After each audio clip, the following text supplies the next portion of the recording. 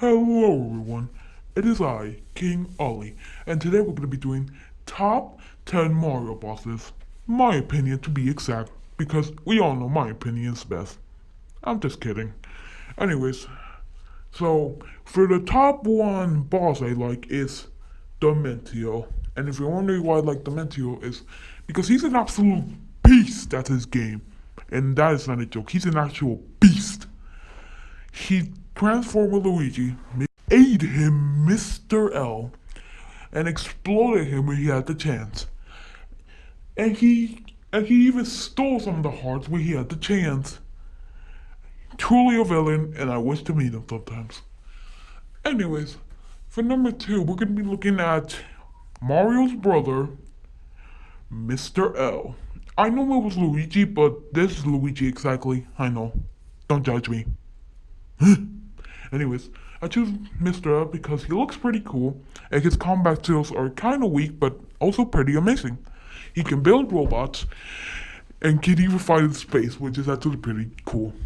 Even though he gives Mario an advantage with the rocket and the shooting and the little guys, I still think he's a pretty cool villain and likes to fight fair. Who even likes fighting fair, to be honest? I mean, I didn't fight fair. Anyways, and I also like his costume and the hat. I don't know where he got that, but I think he's a pretty cool guy. Anyways, for number three, we're gonna be looking at the King of the Koopas, Mario's rival, the one and only Bowser Koopa. Hold on, it's coming on. Hold on. There we go. King Bowser Koopa. The reason I chose him is because he's in every single Mario game. No matter where I go, there is not a game where I can't see Bowser. The only game I haven't seen Bowser is the Mario parties. Yes. And I know there was like a Mario party right now, but still. Anyways, the reason I chose him is because he can breathe fire and controls over an entire army of Koopas. Which is actually pretty pathetic when you think about it. I mean, they are slow. Red ones are pretty smart, but green just fall off. And he is a really dummy in the eras. In the 19th, he had an axe by the bridge, which was actually pretty stupid of him. I can't believe he actually did that. I mean, I tried to beat him, but that didn't work. Anyways, next, we're gonna be looking at someone from the Mario Sunshine era. It is not Bowser, but it's Bowser Jr. in disguise. It's not Bowser Jr., but I mean, it is him in disguise. I don't know how else you say it. For number four, we have Shadow Mario. I think it's pretty cool, and the one EGOT gave him was actually pretty sweet. I tried EGOT to make me one of those, but he wouldn't agree, etc., etc. So, the reason I think he's pretty cool is because he's a total gross. He's totally gross. Like one time, he stuck out his tongue, a very big tongue to be exact, and mocked Mario, which I thought was disturbing and very gross at the same time. Anyways, and he's actually pretty cool because when you enter some levels, he will take FLUDD away from you just to make the levels more harder.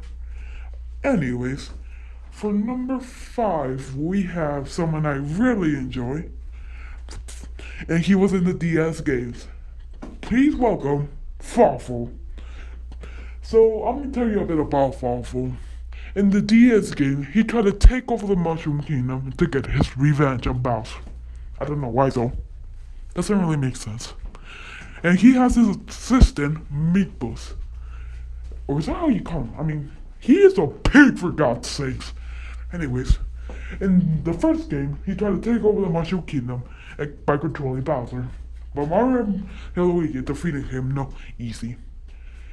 In the second game, he tried to take the Dark Star energy away so that way he could become the most powerful being in the universe. But that didn't work. Because Mario and Luigi and Bowser stopped him. What is it with Mario Luigi? I don't get it. Anyways, the next one, we're going to be looking at Bowser's kid, his biological son, and not Peach, and not Peach's son, which is actually very weird when you think about it. Please welcome Bowser Koopa Jr. Now, the only reason I picked him is because his invention. It's actually pretty cool. The boxing skills, the bomb throwing, the spikes balls, and the go-karts, which my favorite one has to be the go-karts. My second one has to be the boxing one. It's actually pretty sweet in combat. I tried to battle it once, but I got bruises all over my face. Yeah, I'm never doing that again. No matter how hard you convince me, I'm never doing that again. And the go-kart is actually pretty good for Mario Kart. I really like Bowser Jr.'s Mario Kart, and I keep using it every time I see it. And it's actually pretty good in speed and accuracy, and also combat in Super Smash Bros. And he also has this little hammer, because it deals a lot of damage when you do a combo in Super Smash Bros., which I think is actually pretty cool. And to be honest, honestly, Bowser Jr. is one of my S tiers. He's actually the one I get along with. Anyways, for the 7, we're gonna do Bowser's adopted kids. And it's actually 7 kids. Yes, he has 7 kids. One is his biological son. Pretty crazy, right? Anyways, today we're gonna be looking at, for my top 7, the Koopalines. I'm gonna say everything I know about him. Larry, I know he likes tennis, which is actually not bad. Roy loves shooting stuff. Lummy is just a wild card. Morton is just a dummy who loves to destroy. Ludwig is a genius. Wendy is just a girl. And Iggy is a scientist freak. No, I'm not kidding. In the moderator, he is a scientific freak. He's a freak, for God's sake. He once threw a potion on me. How do you think I became this? It was of him. You couldn't see him because he was off screen. Anyways, for top 8, we're gonna be looking at Antasma. I don't know his name, but I know he's pretty cool. This one happens to come in Luigi's Dream Team in the DSC era.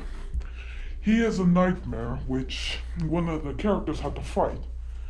He keeps getting Luigi's nightmare, that way they can distract him from getting into the real world. Somehow he makes it out to the real world and teams up with Bowser. And wouldn't you know it, he betrayed Bowser. Wait, no, Bowser betrayed him. Yeah, and then he had a fight with one of the characters, and then Mario beat him. What is it with Mario beating everyone? I mean, he even beat me. I was pretty strong. And his objective is to rule over the world to give everyone nightmares. Which is actually not bad, but it's pretty stupid. It's pretty stupid once you think about it. Anyways, he is an idiot, and that's the reason he's in my top 8. Anyways, so we're gonna be looking at my top 9. He's a plant. It's Paper Petey Piranha. I actually enjoyed this one from, what do you call it? I forgot the name, but it's from a Paper Mario game in the DS era. He is actually pretty cool to fight with. He even steals Paper Mario's copy ability, which gives him extra life, and multiplied by himself. It was actually pretty sweet. And I remember, like, in the GameCube or something like that, he used to have a battle with the Crown. It was actually pretty cool. I was able to fight him. I wasn't able to beat him. Yes, he bit me. It did not feel nice. No, it did not. And he's a wild card, so that's the reason I like him. Alright, we're going to be looking at my final one. The one who I think is an idiot. Today, we're showing Big Bob-omb. You wanna know why he's an idiot? Because in the 64 era, he lets Mario beat him by throwing him off a cliff. And get this, he's twice the size as Mario. Can you believe that? He's a moron.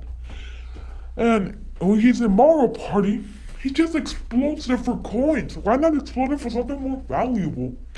I know coins is the only currency, but still. And you wanna know something stupid?